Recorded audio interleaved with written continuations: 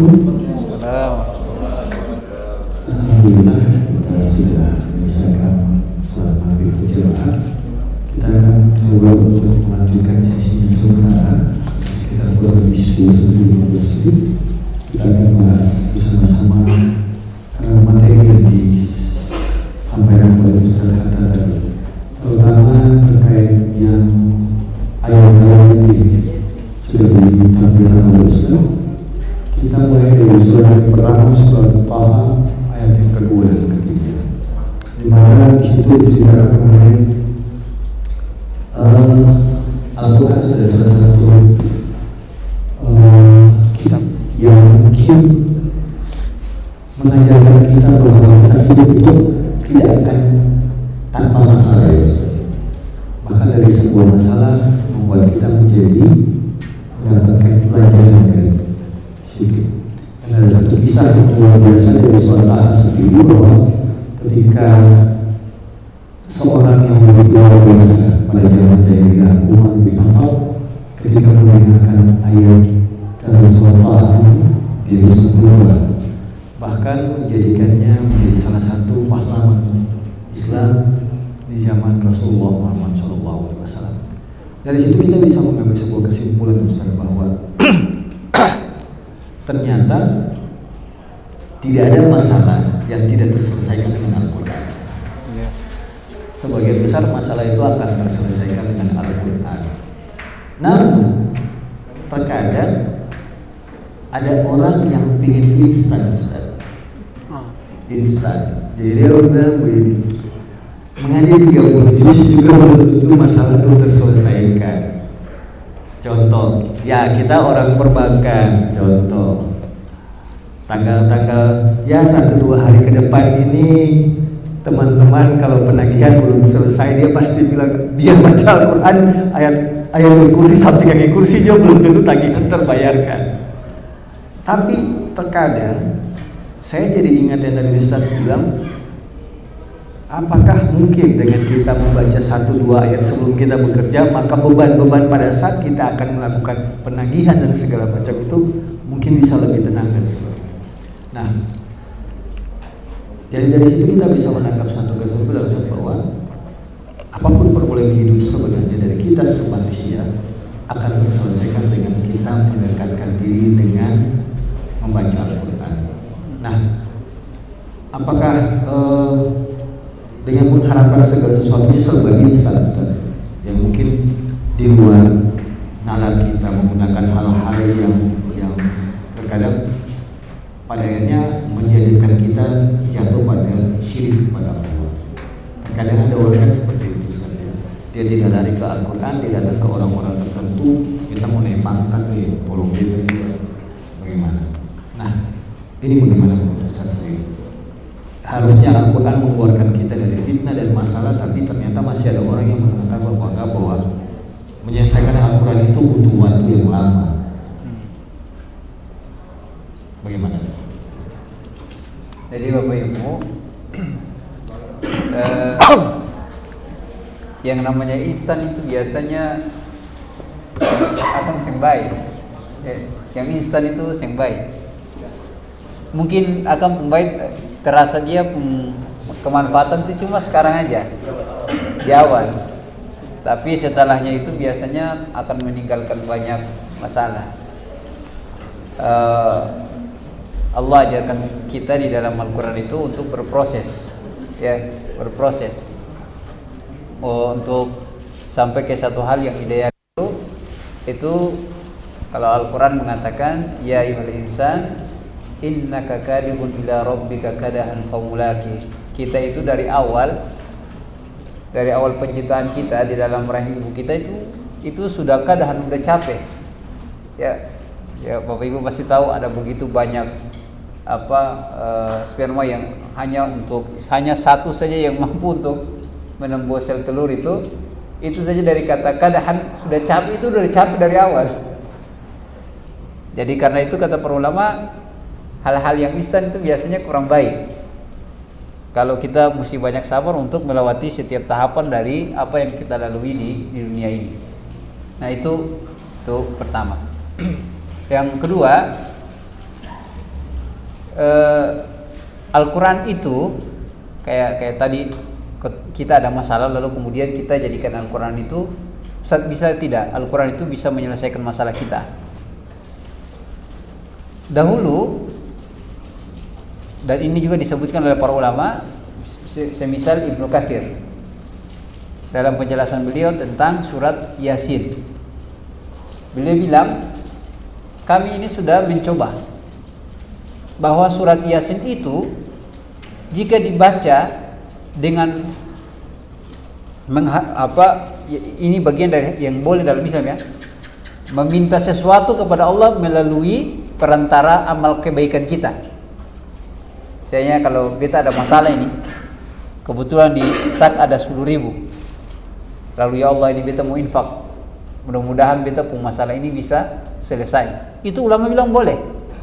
Jadi bertawasul dengan ketumpung amal soleh, amal kebaikan yang ketumpunya dengan berharap Allah berikan menyelesaikan atau memberikan sesuatu yang lain, itu boleh dalam Islam.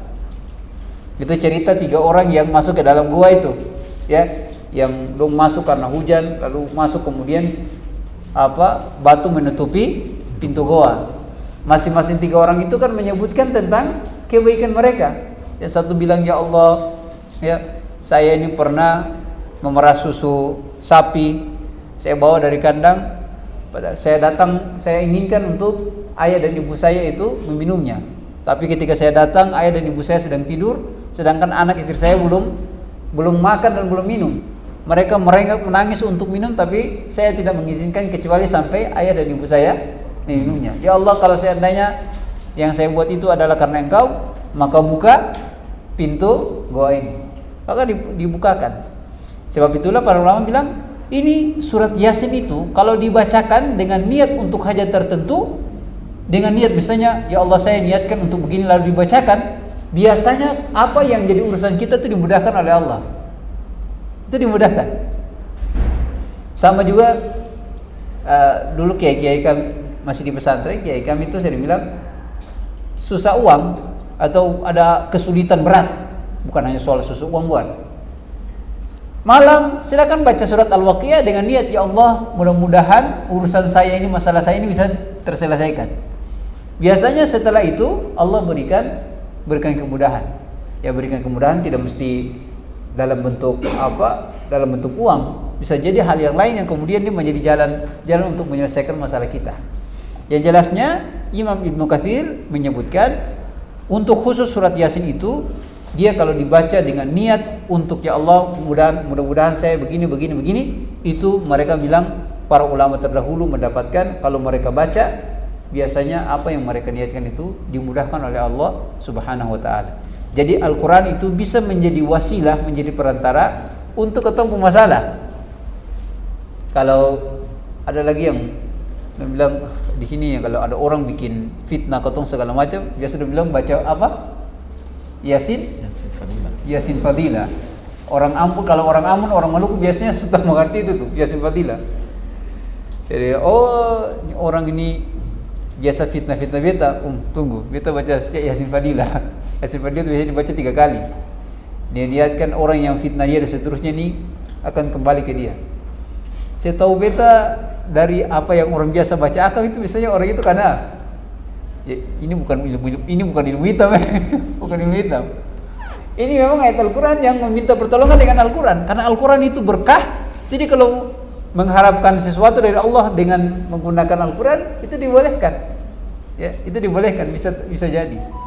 Jadi kalau tadi Pak Fadil jelaskan tentang situasi kalau ditinggal berapa hari, biasa akhir-akhir bulan biasanya setengah mati. Cobalah dirubah, ya, rubah. Jangan baca Yasin Fadilah, kan nasabahnya habis. Bacalah surat Yasin atau baca surat Al-Waqiah, ya, Al-Waqiah supaya Allah mudahkan urusannya, mudah-mudahan, ya, demikian. Ya, kita tidak tahu bagaimana cara menyelesaikan, tapi masalah ini ya Allah yang kita serahkan semua kepada Allah, minta kepada Allah Subhanahu wa taala melalui Al-Qur'an. Ya, kita tidak tahu, bisa saja Allah akan menyelesaikan persoalan itu dengan niat yang yakin. Kita yakin mudah-mudahan Allah bisa menyelesaikan. Demikian. Yang penting baca niat baik Ustaz. Iya. Itu agak. Kalau baca niatnya yang lain ya memang agak sedikit. Baca untuk niat yang baik. Ya. Jangan ini misal baca surat Yasin ini karena hati ini ada rencana dengan satu hari satu perempuan sunika dengan orang lain. Ya Allah, kita baca surat Yasin berdua. Jadi itu gak boleh. Pas baca surat Yasin fadilah buat orang kiri gimana? Gak boleh. Niatnya masih baik, ya. Niatnya tuh, ya Allah ini kalau niatnya ya Allah nasabah ini dia ini begini. Saya bisa selesaikan. Ya Allah mudah-mudahan berikan kemudahan buat saya dan dia untuk persoalan itu bisa. Tapi kalau ya Allah, ya dia ini ambil belahan hati saya ya Allah kasih bisa ada dua. Gak boleh. Itu Al-Quran tidak boleh dipakai untuk urusan yang misalkan orang itu haram hukumnya gak boleh, itu dosa. Ya, jadi jangan dipakai untuk hal-hal yang baik saja. Kalau hal yang tidak baik jangan pakai. Ya gitu. Nah ini juga masih terkait Yasin surat Yasin. Ini kadang-kadang ada salah pemahaman juga ya. Mungkin saya juga bukan menganggap salah pemahaman, tapi ada yang bilang bahwa yang lebih baik Ustaz, kita baca surat Yasin itu misalnya kepada almarhum ayah saya misalnya yang sudah meninggal, saya baca setelah selesai sholat di sini, atau saya baca sebenarnya yang paling bagus di kubur. Karena kan ada orang sekarang fenomenanya malah lain, dia datang ke kubur, dia baca surat Yasin di kubur dengan segala hal yang dia minta. Termasuk kadang-kadang bilang ya bapak ya datang ya minta begini. Makanya bagus. Ya kadang-kadang minta untuk orang tua yang sudah meninggal untuk datang lihat anaknya dalam kondisi itu. Bapak bilang aneh, kita ada susu di bawah lagi. Iya, jadi paling afdal memang kita sebenarnya baca Al-Quran di mana saja boleh selama tempatnya itu baik, dan tidak boleh tempat-tempat yang tidak baik, misalnya kayak baca Quran di dalam WC, itu galil adab itu. Dia ada masuk ke WC baru auzubillahi minasyaitonirrajim. Gak boleh. Ustaz di masjid, di musola terbang aja Ustaz datang di masjid. Ini kayaknya ini kelainan lah ini. Untuk baca Al-Qur'an di kubur, para ulama kita membolehkan itu. Mereka membolehkan untuk membaca. Tapi untuk meminta-minta hal-hal yang aneh-aneh itu tidak dibenarkan. Karena kita memintanya itu kepada Allah, bukan meminta kepada orang yang ada di dalam kubur itu. Ya, kalau baca Al-Qur'an dalam rangka untuk kebaikan itu bisa sampai kepada orang-orang di kubur itu mereka merasakan itu. Jadi antara satu kubur yang lain itu dalam hadis menyebutkan mereka itu di malam malam Jumat dan kayak sore tadi itu antara satu yang lain saling mengunjungi. Wallahualam, ada kopinya juga nggak tahu. Ya iya, kalau mau tahu ada kopi atau tidak ikut dulu. Itu Rasulullah dalam hadis menyebutkan begitu, setiap malam Jumat, ya Kamis sore ya, mau masuk malam Jumat, kemudian dengan Jumat sore kayak kita tadi, itu masa-masa di mana antara penghuni kubur antara satu dengan lain itu saling mengunjungi. Kalau dilihat dari adab kita datang ke kubur, itu kan Rasulullah ajarkan kalau sampai di kubur kita baca doa, Assalamualaikum ya ahlal kubur. Kalau kasih salam, mestinya ada yang jawab. Tapi jawabannya tidak terdengar. Kalau terdengar masih lari. Itu sebenarnya mereka jawab. Iya, sebenarnya mereka jawab. Assalamualaikum ya ahlal kubur. Ada dalam riwayat menyebutkan antum sabiqun, kalian sudah mendahului. Kalian sudah mendahului. Wa nahnu insyaallah bikum ladahkun. Kami insyaallah pasti akan mengikuti kalian. Jadi ketumpung hebat-hebat ini, ketumpung rumah bertingkat 5 rumah luas dengan ribuan hektar, akampung akhir, kalau dong ini bilang akampung laste, akampung akhir itu di sepetak itu sudah ada 3x2. iya 3x2 itu. Jadi kalau dikasih salam itu kerasa. Ini salah satu guru saya di Ambon sini. Beliau keturunan Rasulullah. Ya, biasa orang disingkat bilang Habib, Zuriya ini ya, Ahlul Bait. Bapaknya itu meninggal lalu dikubur di air Salobar. Meninggal 2000 berapa? Sekitar 2010 atau ya 2009 atau 10. 2015 salah satu adik dari guru kami ini itu bermimpi bapaknya tuh datang minta supaya dipindahkan. Rupanya itu bukan satu kali, tapi ada juga saudara yang lain juga mimpi dengan hal yang sama. Sampai 3 kali 2 orang ini mimpi dengan sama, diminta untuk dipindahkan. Lalu sudah 2015 itu dong pergi di air Salobar lalu kali kubur. Pas dong gali 2015 kan antum meninggal sekitar tua meninggal 2009. 2015 dong gali. Iya, antum pun jasad masih utuh. Jasad masih utuh. Lalu dong bawa kubur di Namlea. Ini ustadznya bisa langsung ditanya ustadznya itu. Iya, Ustadz Said Muzakir Asagaf. Itu abahnya. Meninggal di apa? Di air Salobar, lalu dong bawa pi kas pindahan tua pergi di Namlea. Jadi yang jadi ini penting itu adalah beliau datang minta dipindahkan karena alasannya tuh di tempat situ kurang bagus. Bisa jadi karena ada ahli kubur yang lain yang mungkin bisa jadi itu diazab. Pengaruhnya tuh buat yang lain.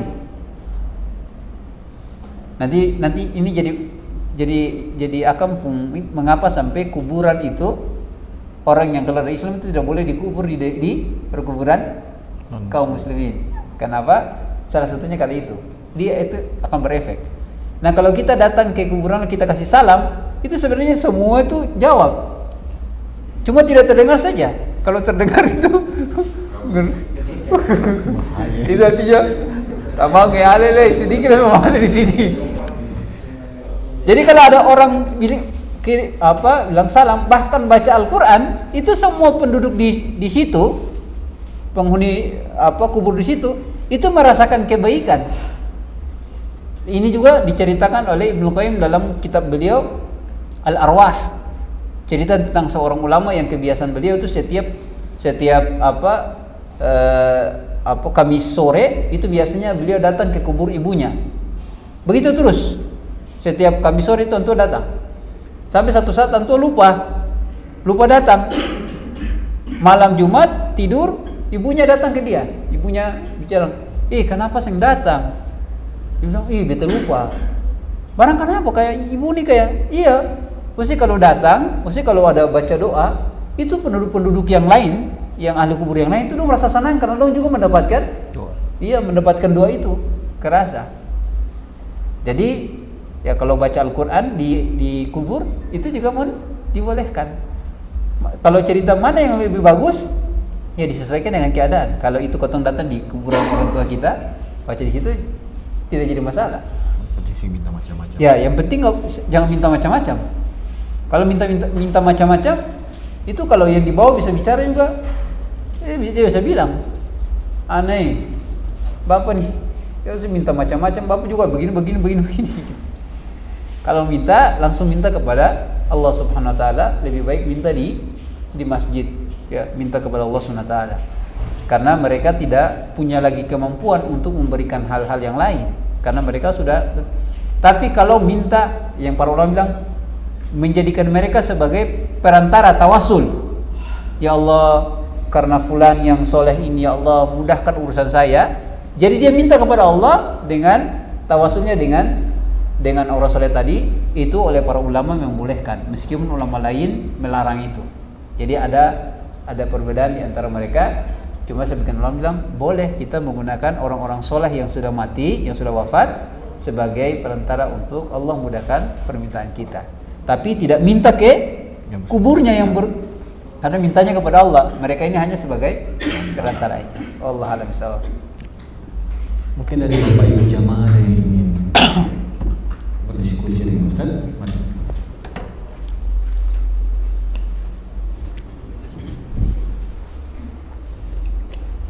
Assalamualaikum warahmatullahi wabarakatuh, Ustaz. Assalamualaikum. Pertama saya mau menceritakan dulu tentang kedahsyatan Al-Quran ini. Kebetulan saya orang Bugis dari Parepare. Pernah saya ini dengar cerita masih viral di TikTok juga ya Pak. Pak Habibie. Ya. Waktu Pak Habibie kuliah di Jerman itu, katanya itu yang cerita ini ranking 1, ranking 2-nya itu orang Yahudi. Orang Yahudi. Ranking 3 ini Pak Habibie. Padahal Pak Habibie kita kan orang terpintar lah di Indonesia. Yeah. Usut Pak Habibie penasaran apa yang dilakukan oleh dua orang Yahudi ini, perempuan dan laki-laki. Tapi pertanyaan Pak Habibie pertama tidak mau dikasih jawabannya. Kedua, ketiga, nanti mungkin Yahudi ini bosan ditanya sama Pak Habibie-nya, lalu dia menjawab. Jawabannya yang menceritakan orangnya katanya Pak Habibie meneteskan air mata. Karena kenapa? Ternyata orang Yahudi dua orang ini mengetahui isi Al-Quran. Dia membaca Al-Quran itu, tapi dia Yahudi. Tapi dia percaya isinya. Gitu. Jadi jam 2, jam 3 atau sepertiga malam itu dia bangun, mandi dan baca Al-Quran, tapi dengan terjemahannya. Iya, dengan terjemahannya. Makanya Pak Habibie menegaskan apa? Saya ini orang Muslim, orang Islam, tapi tidak pernah melakukan hal ini. Jadi pada saat berikutnya Pak Habibie ranking 1, ranking 2, 3 ini Yahudi. Makanya mungkin ada di TikTok lagi viral itu, Yahudi ini menyesal Pak. Tanya rahasianya kepada Pak Habibie. Gitu. Pak Habibie ini ranking 1, Yahudi menyesal. Tanya ternyata Pak Habibie apa yang diterapkan oleh Yahudi ini diterapkan juga oleh Pak Habibie, tapi Pak Habibie kan beragama Muslim. Yeah. Al-Quran dituntut untuk agama Muslim. Jadi Pak Habibie ranking 1. Gitu. Yang berikutnya Bapak-bapak boleh praktekkan sekarang seandainya ada lab di sini Pak. Mungkin sama-sama minum aqua, air mineral. Satu dibaca Al-Quran, satu tidak, pasti molekul-molekulnya itu ada yang berbeda pasti. Ini penelitian saya biasa itu buka di TikTok, itu dasarnya Al-Quran. Ini di Jepang beda Pak, beda hasilnya. Dan pertanyaan saya, ini kan tadi cerita Pak Ustaz. Pertanyaan saya ini, mungkin ada resep dari Pak Ustaz. Mungkin bukan hanya yang saya alami, mungkin Bapak-Bapak Ibu alami. Setiap baca Al-Quran itu ngantuk. Ya, ngantuk. Tadi saya bernafsu baca 10 lembar atau 1 juz, ternyata cuma 1 lembar atau 2 lembar. Padahal sebelum baca Al-Quran, kita jalani berwudu, begini dan lain-lain bersih. Tetapi tetap saja ngantuk. Mungkin ada resep atau doa bertanya. Mungkin itu dari saya. Assalamualaikum warahmatullahi wabarakatuh. Ya, soal baca Al-Quran ngantuk. Tapi saya komentar dulu yang pertama tadi itu tentang apa Yahudi tadi yang juara 1, juara 2, lalu Pak Habibie juara 3 setelah tahu rahasia, kemudian beliau jadi juara 1. Itu ayat yang kedua tadi yang kita baca itu memang cocok. Karena Allah bilang ya ayuhan nas, wahai manusia. Jadi kalau manusia, Allah bicara itu bukan hanya mukmin, tapi Allah bicara seluruh manusia. Siapa yang megang apa yang ada dalam Al-Quran, itu biasanya dia akan mendapatkan manfaat besar. Terlepas dari dia mau Muslim atau tidak. Tapi kalau nilai-nilai yang dalam Al-Quran itu dia pahami, dia baca, itu dia pasti akan mendapatkan keuntungan besar. Makanya diawali tadi ayat Al-Quran dengan ya ayuhan nas, tapi bukan ya ayyuhalladzina amanu. Baik, soal baca Al-Quran mengantuk. Pertama, setiap kita ini itu punya kemampuan baca Al-Quran. Kemampuannya itu didasarkan dengan beberapa hal, misalkan dengan lancar dan tidaknya baca Al-Quran. Lancar dan tidaknya baca Al-Quran itu juga mempengaruhi kita dalam berapa banyak lembar Al-Quran yang kita habiskan. Biasanya kalau yang baca terbata-bata itu dia akan melewati dua hal. Pertama, bacaan dia yang terbata-bata tadi, yang kedua perasaan berat di hati. Aduh, ini berat sekali. Dan Rasulullah bilang mereka yang baca kayak begini itu dapat dua pahala. Pahala pertama tadi baca terbata-bata, pahala yang kedua mengalahkan rasa susahnya di hati itu. Itu pahala mereka. Jadi kecepatan kita dalam kelancaran kita dalam baca Al-Quran itu juga berefek dalam seberapa jauh kita menyelesaikan lembaran itu. Karena kalau baca terbata-bata, orang lancar mungkin dia butuh beberapa menit sudah selesai berapa lembar. Yang terbata-bata itu biasanya ya butuh berapa lagi untuk tambahan waktu untuk bisa sampai sama kayak orang yang baca lancar. Tapi yang jelasnya bahwa setiap orang diberikan, Allah berikan pahala sesuai dengan kemampuan dia. Jadi kalau kemampuan kita ini mesti kita ukur. Saya kalau baca Al-Quran begini, ini karena baca belum lancar, tidak boleh sampai bikin target lebih banyak. Karena baca masih saya kulu sufaha, itu jangan bikin target satu hari satu juz. Oh, itu jangan. Itu kasih target 1 juz, akan besok susah ada lain. Ente kemarin kau tahu ada dikro tak? Ada dulu heja-heja akan susah lain. Der sakit. Suarenti. Tapi kita berinteraksi dengan diri kita, kemampuan kita itu mesti difahami secara step by step. Kalau saya baca segini biarlah 1 halaman dulu atau setengah halaman. Sampai kalau sudah mulai lancar, cobalah untuk naik. Karena setiap kita ini punya kemampuan yang kalau diberikan beban lebih daripada kapasitas dia, itu biasanya tidak akan bisa jalan dengan baik. Jangankan kita, motor, mobil pun itu kan itu ada kapasitasnya. Saya ingat dulu, kalau dulu mobil penumpang, akan pembagian bawah itu ada cat warna hitam. Kalau yang di iya, gak tahu kalau yang di Ambon, di Maluku biasanya di bawah itu ada tulis jumlah yang naik berapa, ini batasnya berapa. Kenapa demikian? Supaya mobil ini dia tahan lama. Kapasitas dia hanya bawa segini. Kalau kita kasih lebih daripada itu artinya kita kurangi. Kita lebih mempercepat untuk kerusakan dia. Masa baiknya dia tuh kita kurangi. Begitu juga dengan manusia. Kalau dia setiap kita ini punya kapasitas. Saya tentunya kalau 1 kali duduk baca Al-Quran pasti berbeda dengan orang yang misalnya baca terbata-bata. Maka ini mesti diperhatikan. Nah, biasanya karena kita taruh target jauh, sedangkan bacaan kita begitu, itu pas muncul di Alhamdulillahirabbil alamin. Oh, itu akan huruf-huruf semesta sehingga di mata. Ngantuk sudah. Itu soal pertama yang bikin ngantuk, itu salah satunya itu. Yang kedua bisa jadi juga ya asupan makanan.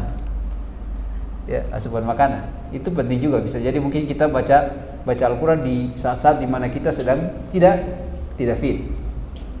Cerita dulu pas di kampus di Azhar, awal-awal datang kan sering mengantuk. Lalu kakak senior cerita begini, ini ada cerita dulu, ada mahasiswa baru yang dia mengeluh di Australia. Dia pergi ke kampus pagi-pagi, teman-teman yang lain semua tuh mata menyala sedap, ya, teman-teman orang Australia, Eropa, mata menyala sedap, cuma dia sendiri yang tinggal menguap terus. Lalu dia pulang, ini kenapa beta hampir 1 bulan ini mengantuk banget terus. Dia inginlah tanya ke teman-temannya yang bule ini, apa rahasianya sampai pagi-pagi itu saya mengantuk. Dia tanya dong, kamu kenapa sih mengantuk? Kamu pagi-pagi itu makan apa? Ya loh, ya kau makan daging, ya, makan roti dan seterusnya, minum ini. Dia pulang ke rumah bilang, pantasan beta ini pagi-pagi hantam super mie. Cing mengantuk. Oke, dia putuskan rumah pola makan pagi-pagi makan daging dengan roti. dia di kampus. Malah dia pun teman tanya, bagaimana hasil dari rubah pola makan itu bagaimana? Alhamdulillah, kita sih mengantuk lagi. Oh gitu, tapi kita tidur.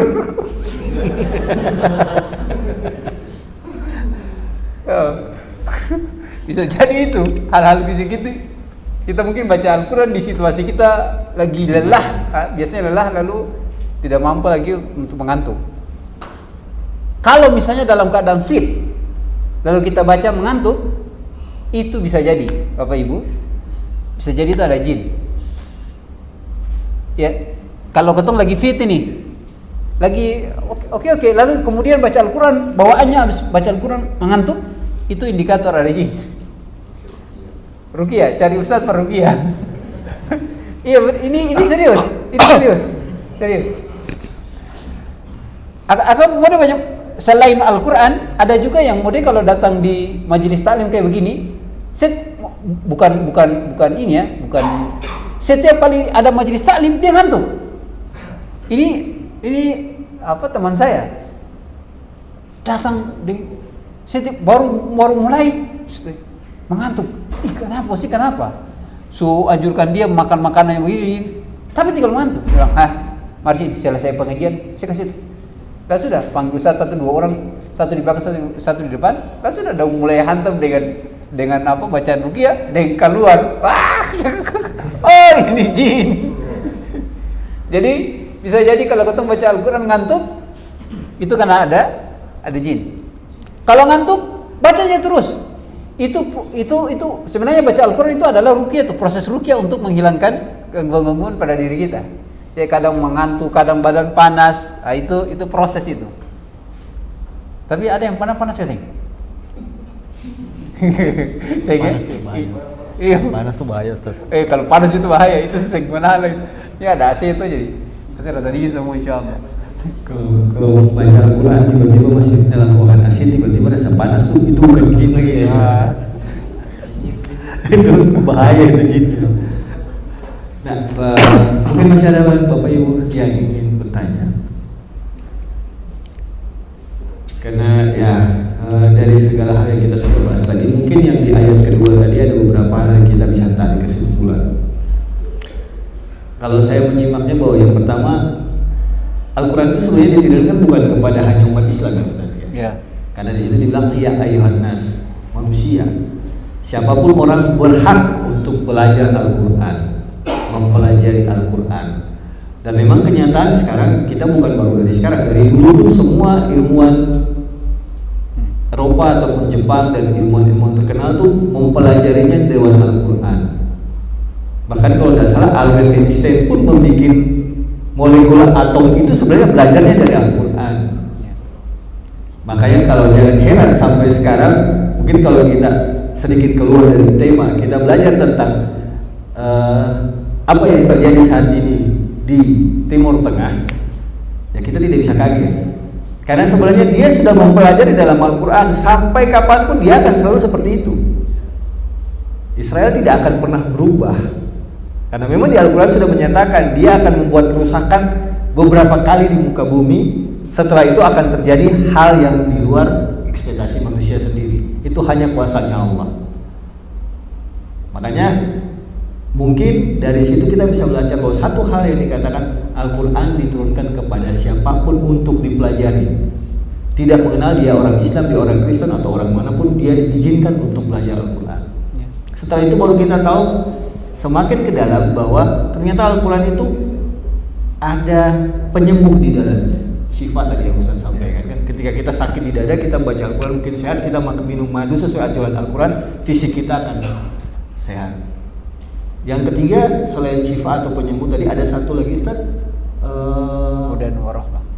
Hudan warahmah. Petunjuk dan rahmat. Petunjuk. Nah, setelah masuk ke petunjuk dan rahmat, itu sudah menuju kepada orang-orang yang beriman. Betul. Kita akan mendapat petunjuk, mendapatkan rahmat dari Al-Quran itu kepada orang-orang yang beriman. Jadi alangkah luar biasanya sebenarnya Al-Quran ini kalau kita tarik dari sifatnya tadi, hanya 4 saja sudah mewakili seluruh yang kita rasakan. Nah mungkin dari sini kita mungkin akan sedikit lebih, mungkin sudah berkali-kali saya juga sampaikan, mungkin pada saatnya kita sedikit lebih dekat dengan Al-Quran, lebih mengetahui dengan Al-Quran. Makanya saya mungkin mengajak jamaah semuanya juga, jika kita punya kajian ini terbatas hanya sebulan, nanti setiap malam Rabu bersama Ustadz Hatta juga kita di Al-Fatah ada kajian yang beliau sampaikan. Kurang lebih bahasanya ringan yang kita bahas di dalamnya. Kita membahas tentang kehidupan Rasulullah, kita membahas tentang hal-hal yang berkaitan dengan keseharian kita dalam kehidupan kita. Dan itu semua diangkat dari ayat Al-Quran. Karena kenapa? Ya mungkin inilah sudah masanya kita, saatnya kita untuk lebih dekat ke Al-Quran. Mungkin dengan mendekatkan diri kepada Al-Quran, kita akan menjadi lebih sadar bahwa oh ternyata saya selama ini begini ya, saya selama ini seperti ini ya, kehidupan saya ternyata masih belum sesuai dengan apa yang diajarkan oleh Rasulullah. Saya teringat satu kajian terakhir yang disampaikan oleh Ustadz Hatta di malam Rabu kemarin, bagaimana sifat seorang Rasulullah ketika beliau berhadapan dengan dalam kehidupan keluarganya sendiri. Saya tangkap satu hal yang saya bilang ini, ternyata Rasulullah itu bisa cemburu. Saya ingat malam itu saya sampaikan, dan ternyata istri-istri Rasulullah pun bisa cemburu. Dan saya ingat hari itu saya bilang, bahaya cemburu perempuan dan cemburu laki-laki itu dipelajari sebenarnya dari cemburunya Siti Aisyah kepada Khadijah Al-Kubra. Saya ingat malam itu saya sampaikan, jadi dari Al-Quran kita belajar bahwa oh kalau suami istri-istrinya cemburu itu hal yang wajar. Karena memang seorang Aisyah pun bisa cemburu kepada Khadijah Al-Kubra padahal Khadijah sudah meninggal. Nah, sebaiknya seorang Rasulullah pun bisa cemburu kepada istrinya sendiri. Jadi dari situ mari Bapak Ibu, kita akan terus mengkaji, kita akan terus belajar tentang apa yang ada di dalam Al-Quran. Semoga ini menjadi ilmu bagi kita juga ke depan dalam kehidupan kita.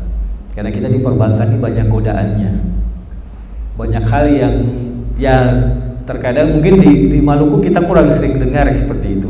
Tapi kalau di daerah luar kadang-kadang hanya karena target, banyak hal yang harus dilakukan oleh teman-teman kita. Banyak hal yang di luar ekspektasi yang dilakukan sehingga memenuhi target mereka dalam apakah itu target dana ataupun target kredit. Kebanyakan sudah menggunakan hal-hal yang luar biasa yang di luar ekspektasi pemikiran kita sendiri.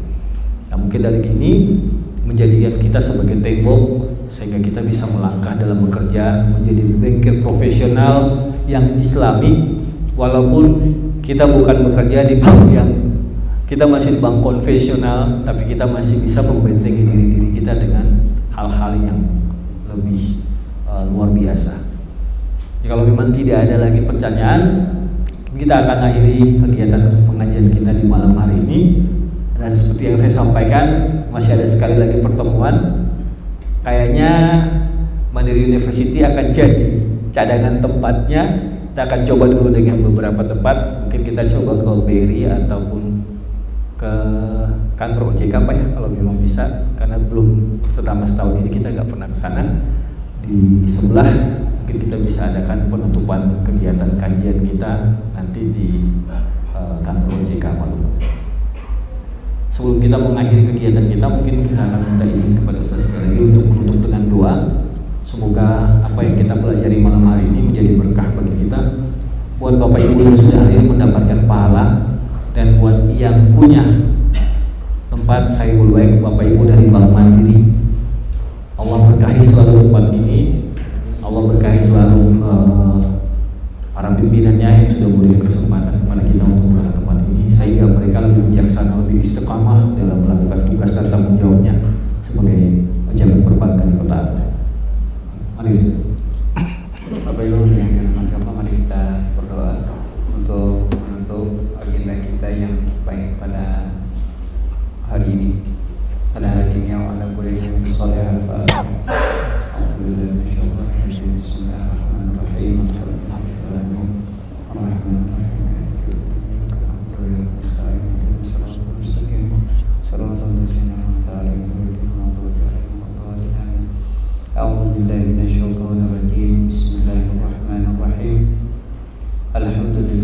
العالمين. اللهم صل على سيدنا محمد وعلى آل سيدنا محمد. اللهم صل على سيدنا محمد طب القلوب ودوائها وعافية الأبدان وشفائها ونور الأبصار وضيائها وقوت الأرواح وغذائها وعلى آله وصحبه وسلم.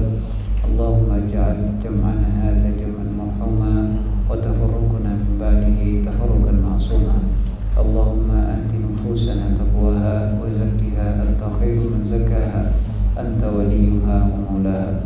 اللهم لا تدع لنا في هذا المقام ذنبا إلا غفرته ولا هما إلا فرجته ولا دينا إلا قضيته ولا حاجة من حوائجنا الدنيا والآخرة إلا قضيتها ويسرتها يا رب العالمين.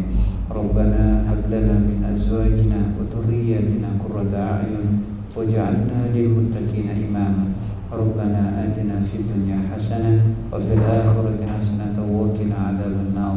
وصلى الله على سيدنا محمد وعلى آله وصحبه وسلم والحمد لله رب العالمين.